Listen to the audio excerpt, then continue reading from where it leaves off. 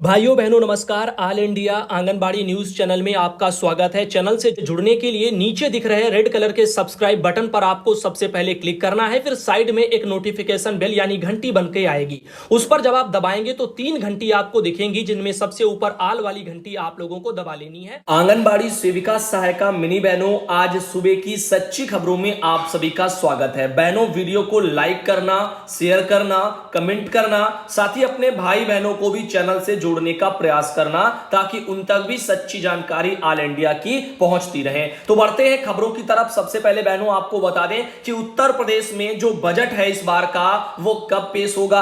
हो सकता है इस बजट के पेश होने के बाद से आपका जो बढ़ा हुआ पैसा था, जो मानदेय था या प्रोत्साहन था, वो आपको मिलना शुरू हो जाए। जो भी होगा आगे आगे का बताया जाएगा। अभी बजट के बारे में आप जान लीजिए। इसमें बताया जा रहा, जागरण में खबर प्रकाशित हुई है उत्तर प्रदेश में लखनऊ से कि योगी government 2.0 budget session. Uttar Pradesh विधानमंडल का बजट सत्र 23 से 26 को बजट पेश करेगी योगी आदित्यनाथ सरकार। तो योगी आदित्यनाथ सरकार का जो इस बार का बजट है वो 23 से 26 जो है मई के बीच में यहां पर पेश हो सकता है। और अधिक जानकारी इसमें बताई जा रही है कि बजट सत्र के पहले दिन 23 मई को राज्यपाल आनंदीबेन पटेल दोनों सदनों के समक्ष अभिभाषण पेश करेंगी। इसके बाद 24 व 25 मई को अभिभाषण पर चर्चा भी होगी। साथ ही 26 मई को बजट पेश किया जाएगा। तो देखिए 23 से 26 तक सारी चीजें बजट से संबंधित चलने वाली हैं। लास्ट में 26 जो है मई को आपका फाइनली बजट पेश हो जाएगा। 23 को क्या होगा, राज्यपाल आनंदीबेन पटेल आपकी जो है वो दोनों सदनों के साथ में बैठ करके पहले अभिभाषण को अपना पेश करेंगी। उसके बाद में 24 और फिर 25 मई को 2 दिन अभिभाषणों पर चर्चा की जाएगी। उसके बाद में फाइनली 26 मई को आप लोगों का बजट पेश हो जाएगा। तो ये पूरा केवल बाल विकास का बजट नहीं है, पूरे यूपी का जो है गवर्नमेंट जो सरकार है इस बार यूपी की 2.0 जिसको बोलते हैं, तो इस बार इनका ये पूरा बजट होगा। अब देखते हैं इस सत्र में क्या क्या होता है, क्योंकि हमारे पास एक मैसेज एक भाई ने भेजा है। इनका मानना है और इनका ऐसा अनुमान है कि अभी बजट नहीं आया है यूपी का। 23 मई को उसके बाद से ये पेश होगा और 26 को फाइनली आएगा। तो यहां पर शायद ये जो पैसा है आंगनबाड़ी बहनों का बढ़ा हुआ मानदेय प्लस पीएलआई जो भी बढ़ा हुआ था 1500 ही आएगा, क्योंकि ऑफिशियल लेटर यहां पर 7 जनवरी उन्होंने लिखा, 7 से 3 जनवरी लिखा होगा लेटर में। इसको जारी यहां पर हुआ था ज्वाइंट सेक्रेटरी का। बाकी आप समय जो है सायमा बहन से कहें वो निदेशालय से पता कर लें, तो वो तो आप लोगों का मंडे को बात हो जाएगी, जो भी होगा पता चल जाएगा। बाकी अब बजट से अगर रिलेटेड होगा आप लोगों का बढ़ा हुआ मानदेय, तो फिर यहां पर बजट आने के बाद कयास लगाए जा सकते हैं कि आपका बढ़ा हुआ पैसा शायद आपको मिलने लग जाए। खैर इन चीजों की अभी ऑल इंडिया पुष्टि नहीं करता है। आने वाले समय में जब भी जैसा होगा विभाग की तरफ से तब सूचना आपको दी जाएगी। बाकी विभाग से ऑल इंडिया ने भी मांग की है कि विभाग भी इस बारे में थोड़ा क्लियर जो है इसको साफ साफ बताए कि बहनों का कितना कितना मानदेय है, ताकि स्पष्टता बहनों के बीच में ये सब बनी रहे। वहीं पर बात करते हैं बहनों आप सबके साड़ी के रंगों की, और कैसी है साड़ी। तो ये आंगनबाड़ी बहनों की साड़ी है जो उत्तर प्रदेश में आंगनबाड़ी बहनों के लिए इस बार नई नई आएगी, इस कलर की साड़ी। साथ ही साथ ये बना आईसीडीएस का लोगो। अब आपने देखा था एक जिले में लोगों को लेकर के, यानी इस लोगों को लेकर के सवाल उठ रहे थे। अब इस लोगों को कह रहे थे कि इसमें जो कलर है वो ओरिजिनल नहीं है आईसीडीएस विभाग के लोगों के। खैर इसमें जो है वो सही है या नहीं है वो विभाग अपना जानेगा और क्लेरिफाई कर लेगा, और फिर आप लोगों को ये प्रोवाइड कराई जाएंगी। इसमें शायद सही होगा, इसीलिए चीजें अब वितरित की जा रही हैं। तो जो भी कमियां पहले थी उन दिनों लेटर आया था शासन से, तो वो सब आपको दिखाया जा चुका है। अब फाइनली आपकी जो साड़ी है वो इस तरह से आप लोगों को दिखेंगी। तो अब यहां पर आप देख पा रहे हैं ये पीले कलर की जो साड़ी है वो सहायिका बहनों की, और कलर भी आप देख पा रहे होंगे, और आईसीडीएस का लोगो भी आप देख पा रहे होंगे। तो इस तरह से आंगनबाड़ी बहनों के जो बॉर्डर पर नीचे इस तरह से सभी ये लोगो आप लोगों को छपे हुए नजर आएंगे। तो साड़ी कैसी है कमेंट में आप बता सकते हैं। गुणवत्ता को लेकर के जो भी जांच वांच हुई थी, विभाग से लेटर आए थे, वो सब आप लोगों को पूर्व में हम सरकारी शासनादेश के मुताबिक आपको सब कुछ दिखा चुके हैं। उम्मीद है आप सब भाई बहनों ने पिछले वीडियो को देखा होगा। आगे चलते हैं बहनों, आपको बता दें एक ये देखिएगा, एक यहां पर मैसेज आया है, लिखा है नमस्ते भैया जी, जिला बिजनौर से हूं। भैया जी उमंग ऐप बंद हो गया है क्या? तो बहन उमंग ऐप बंद नहीं हुआ है। उमंग ऐप केवल आपके मानदेय के लिए नहीं बना है जो आपका इतनी आसानी से बंद हो जाएगा।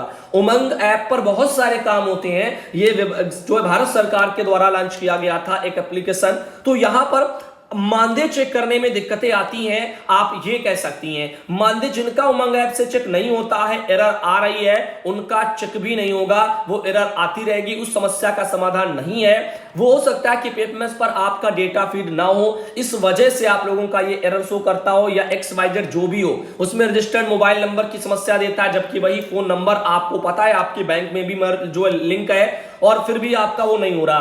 तो ये दिक्कतें जो है वो ऊपर से हैं, और इस समस्या का समाधान हमारे पास भी नहीं है।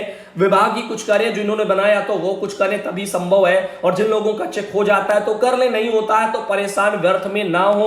जब भी ऑल इंडिया बताता है सच्ची जानकारी आप तक पहुंचा देता है, नहीं भी चेक होता है तब भी घबराने की जरूरत नहीं है। आपको जो हम समझाते रहते हैं उन चीजों को ध्यानपूर्वक सुना करिए, समस्या आपकी भी समाधान होता रहेगा, आपको सभी पता चलता रहेगा। जब भी पैसा सक्सेस होता है तब आप बैंक जाएं, पैसा भी आ जाएगा, सारी चीजें आपकी कंफर्म होती रहेंगी। बस आप बशर्ते डेली का वीडियो देखते रहें, जानकारी को ताजा ताजा अपना हमेशा अपडेट करते रहे, क्योंकि देखो एक एक बहन भाई को मैसेज करके जानकारी दे पाना ये हमारे लिए संभव नहीं है, क्योंकि हजारों की संख्या में भाई बहन वीडियो देखते हैं। अब देखिएगा यहां पर एक मैसेज आया है, भैया जी नमस्ते, मैं मेरठ जिले से हूं और मुझे आंगनबाड़ी का चार्ज मिला हुआ है और मैंने इंटर पास किया है, मेरा प्रमोशन हो जाएगा 2021 में, भरे फॉर्म के रिजल्ट कब आएंगे? और यहां पर लिखा है मना, वहां पर अभी अप्लाई किया था, पता नहीं ऐसे ही उन्होंने लिखा है। तो देखो ये आपका होगा कि नहीं होगा, इस तरह से कोई भी बहनों को सवाल नहीं करने चाहिए। केवल हम ही से नहीं, किसी से भी XYZ किसी से भी सवाल नहीं करने चाहिए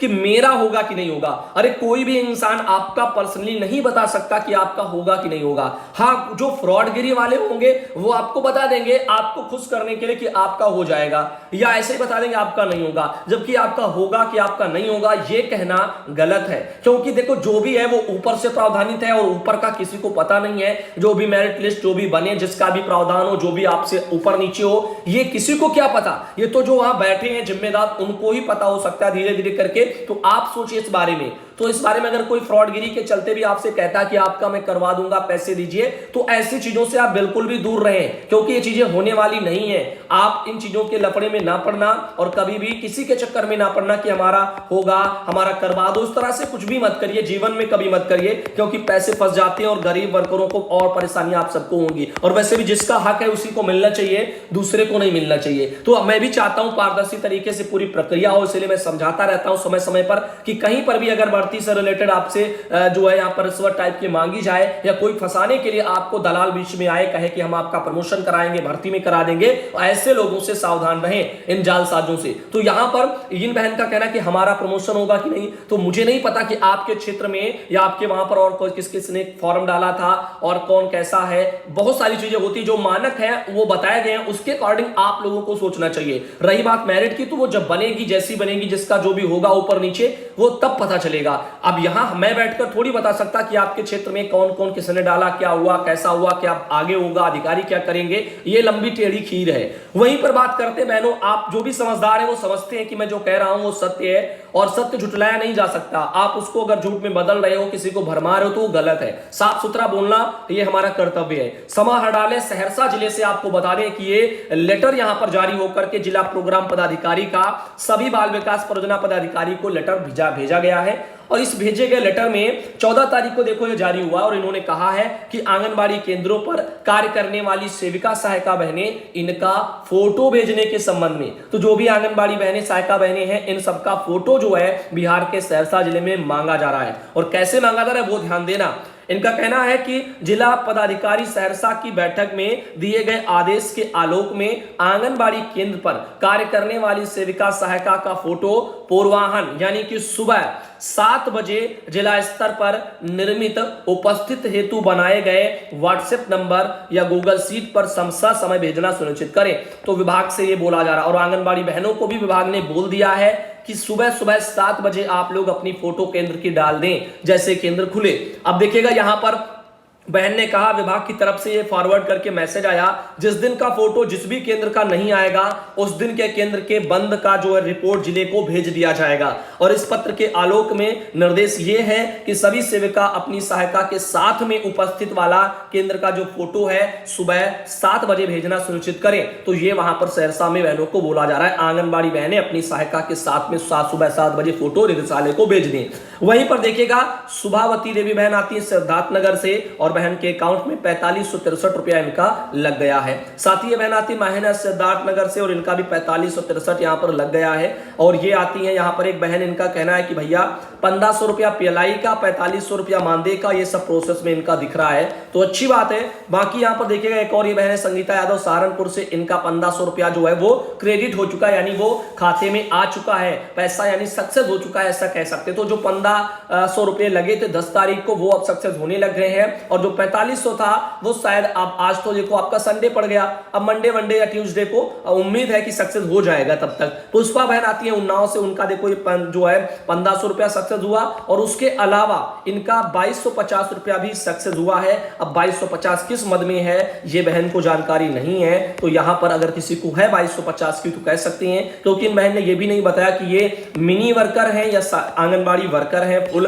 तो इसके बारे में भी दिक्कतें हैं। वहीं पर देखिएगा यहां पर नरसिंह जी आते हैं किशनगंज से, इनका कहना है नमस्ते सुधांशु भैया, मैं नरसिंह जो है जिला किशनगंज प्रखंड ठाकुरगंज बिहार से, वर्ष 2020 में एरर का रुपया मिला था। एरर नहीं होता है, एरियर होता है, और 16,500 अब तक एरर का कोई खबर विभाग द्वारा नहीं मिला, यानी एरियर का नहीं मिला है। अगर आपको कोई खबर हो तो सुबह की वीडियो में जरूर वगैरह बताएं। तो हमारे पास फिलहाल ऐसी जानकारी नहीं है। अगर बिहार से कोई भाई बहनों को जानकारी है इस संबंध में तो ऑल इंडिया को आप सूचित कर सकते हैं ताकि भाई की मदद हो। साथ ही इनका कहना है कि इस खबरें रोज देखते हैं, रोज सुनते हैं, सच्ची खबरें होती हैं। बिहार में मार्च और अप्रैल का मानदेय नहीं मिला है। तो बहनों आप सब जानती हैं जैसा कि बिहार में भी यहाँ पर मार्च और अप्रैल से इनका कहना है कि पैसा बहनों को नहीं मिल पा रहा है। तो बिहार सरकार भी इस बारे में ध्यान दे, पैसा जल्द से जल्द जो है बकाया भुगतान वहां पर कराया जाए।